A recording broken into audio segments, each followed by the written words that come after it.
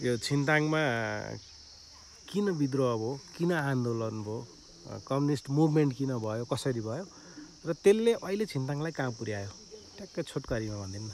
यो छिन्ताङमा आन्दोलन गर्नुपर्ने अथवा कम्युनिस्टहरू निर्माण गर्नुपर्ने भनिरहनु भन्दा पनि आन्दोलन अथवा त्यसको विरोध चाहिँ जनताहरू किन उठ्नु पर्यो भन्ने विषयमा चाहिँ यहाँ जिम्माहरू प्रथा थियो पञ्चायतकालमा।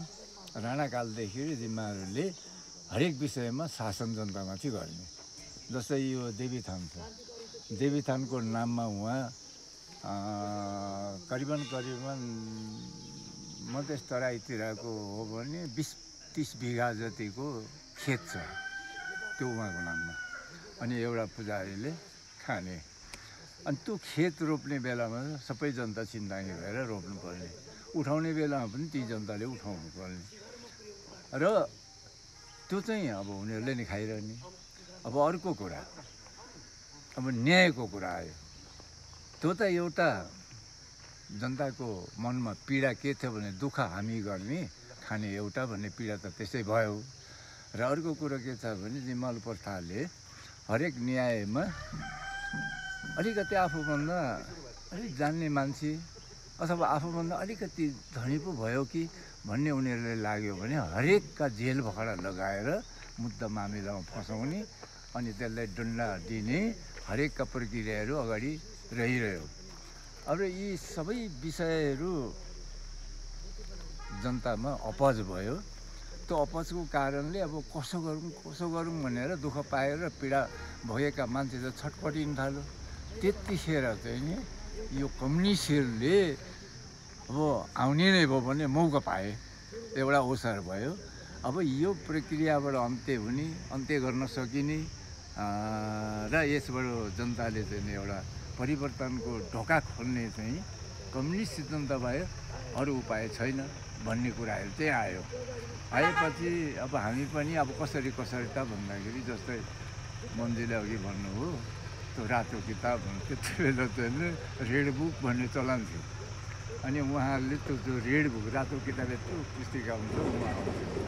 अब त्यहाँ चाहिँ के लेखेको छ भन्दाखेरि जनतासँग केही चिज लिनु हुँदैन, यसरी लियो भने तुरुन्तै फर्काउने, त्यो इमान्दारिताको कुरा। अब दोस्रो कुरो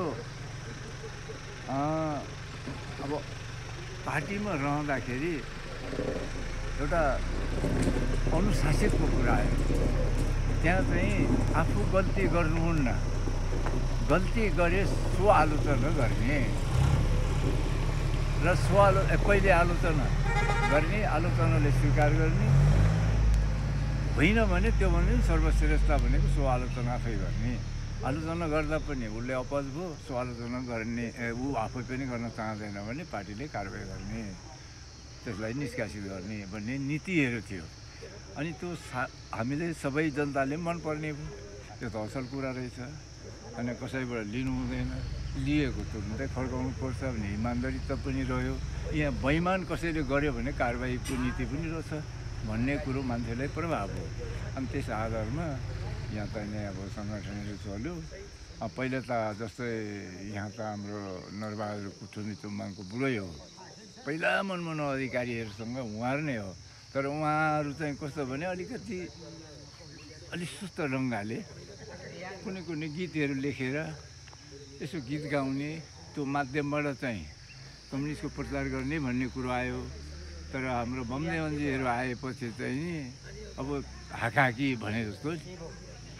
भने जस्तो कविताको माध्यमबाट त्यो अघि जुन प्रक्रिया दिए नि, कसैले के दिने, कसैले के दिने, कसैले के सघाउने भन्ने कुराहरू चाहिँ नि अगाडि बढिरहँदाखेरि छिन्ताङ चाहिँ जरकै उठ्यो भनौँ। त्यसपछि 28मा हामी पुग्यौँ। 28मा पुग्दाखेरि के भयो भने यहाँ धेरै अनिकाल भयो, महामारी भयो। त्यसपछि हामी पञ्चायतमा पनि थियौँ। त्यसपछि पार्टीमा चाहिँ पार्टीले के निर्देशन गर्यो भने पञ्चायतमा जो वडा अध्यक्षजीहरू हुनुहुन्छ, तपाईँले चाहिँ त्यति बेला हाम्रो 6 वार्ड क्याप्चर गरेका थियौँ। 6 वडा वार्डमा बहुमत थियो, 9 वार्डमध्येमा बहुमत थियो। अनि तपाईँहरूले चाहिँ यो जनतालाई भोकमारीबाट निकास कसरी गर्ने भन्ने निर्णय चाहिँ जानु पऱ्यो भनेपछि हामी पञ्चायतमा बस्यो।